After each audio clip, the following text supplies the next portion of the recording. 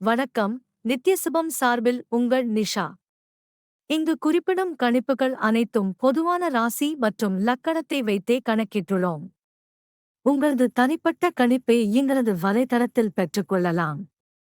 மேலும் எங்கள் வலைத்தளத்தில் ஜாத புத்தகம் பரிகாரங்களுடன் திருமண பொருத்தம், பெயர் பொருத்தம், ஜாதக கல் பொருத்தம் மற்றும் ஆஸ்ட்ரோ பொருட்கள் விற்பனைக்கு என பல வசதிகள் உள்ளது. வாங்கல் தலைப்பிற்கு செல்வோம்.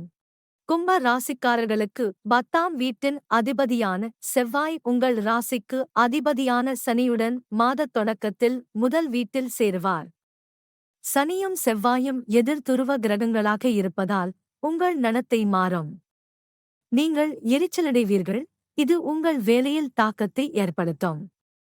சனி மற்றும் செவ்வாய் இணைந்த பல மாத தொடக்கத்தில் 7வது வீட்டில் இருக்கும். அதே நேரத்தில் ராகு மற்றும் சூரியன் 2வது வீட்டில் கிரகண தோஷங்களை ஏற்படுத்தும். அங்கு சுக்கிரனும் இருக்கும். இந்த 2 கிரக நிலைகளும் வியாபாரத்தில் தளர்ச்சியை ஏற்படுத்தும். உங்கள் நிறுவனத்தின் பிரச்சினைகள் வளர வாய்ப்பு உள்ளது. இங்கு பணிபுரியும் நபர்களுடனும் நீங்கள் ஒத்துழைப்பவர்களுடனும் நீங்கள் நன்றாக நடந்து கொள்ள முடியாது. எனவே நீங்கள் தீவிர எச்சரிக்கையுடன் செயல்பட வேண்டும். 5ஆம் வீட்டுக்கு அதிபதியான புதன் மாத தொடக்கத்தில் 3ஆம் வீட்டில் இருக்கும்போது செவ்வாய் 4ஆம் வீட்டில் தாக்கத்தை ஏற்படுத்துவார். உங்களைச் சுற்றியுள்ள செயல்பாடுகள் உங்கள் படிப்பில் தாக்கத்தை ஏற்படுத்தும் என்பதை இது நிரூபிக்கிறது. ஆனால் புதனின் அருளால் நீங்கள் கவனமாக படிப்பீர்கள். உங்கள் நண்பர்களும் உதவுவார்கள். மாதத்தின் தொடக்கத்தில் சனியும் செவ்வாயும் உங்கள் முதல் வீட்டில் இருக்கும். அதில் இருந்து புதன் மற்றும் குரு அமைந்துள்ள 3வது வீட்டை சனி பார்க்கிறார். செவ்வாய் முதல் வீட்டில் இருந்து உங்கள் 4ஆம் மற்றும் 7ஆம் வீடுகளை பரிசோதிப்பார்.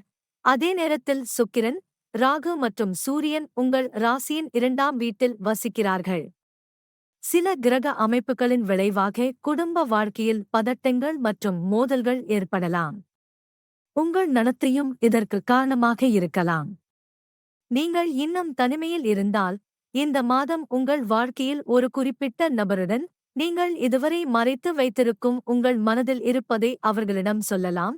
நீங்கள் வெற்றியடைவீர்கள். ஆனால் ஏப்ரல் 9ஆம் தேதிக்கு முன் அதைச் செய்ய வேண்டும் என்பதை நினைவில் கொள்ளுங்கள். ஏனென்றால் புதன் 2வது வீட்டிற்குச் செல்வார். அங்கு அது வக்ர நிலையில் இருக்கும். நீங்கள் திருமணமானவராக இருந்தால் இந்த மாதம் உங்களுக்கு மிகவும் கடினமாக இருக்கும். சனி மற்றும் செவ்வாய் இணைந்த பலன் உங்கள் 7வது வீட்டை முதல் வீட்டில் இருந்து பாதிக்கும். இந்த கிரகங்கள் எதிரும் புதிருமாக இருப்பதால் உங்களுக்கும் உங்கள் துணைக்கும் இடையே பிரச்சனைகள் வரலாம். இந்த மாதம் சில சிறிய மத மற்றும் வீட்டு கடமைகளைத் தவிர அதிகப்படியான செலவுகள் உங்களைத் தாக்காது. எனவே உங்கள் வருமானம் எதுவாக இருந்தாலும் அது உங்களுக்கு போதுமானதாக இருக்கும் மற்றும் நீங்கள் நிம்மதி பெருமூச்சு விடுவீர்கள். 2வது வீட்டில் ராகு மற்றும் சூரியனின் கிரகண தோஷம் பொருளாதார சிக்கல்களை ஏற்படுத்தும். ராசியின் அதிபதியான சனி உங்கள் சொந்த ராசியில் அமர்ந்து உங்கள் ஆரோக்கியத்தை மேம்படுத்த தன்னால் முடிந்த அனைத்தையும் செய்வார். ஆனால் 8ஆம் வீட்டில் கேதுவும் முதல் வீட்டில் செவ்வாயும் இருப்பதால் உடல் ரீதியான பிரச்சனைகளை அதிகரிக்கலாம்.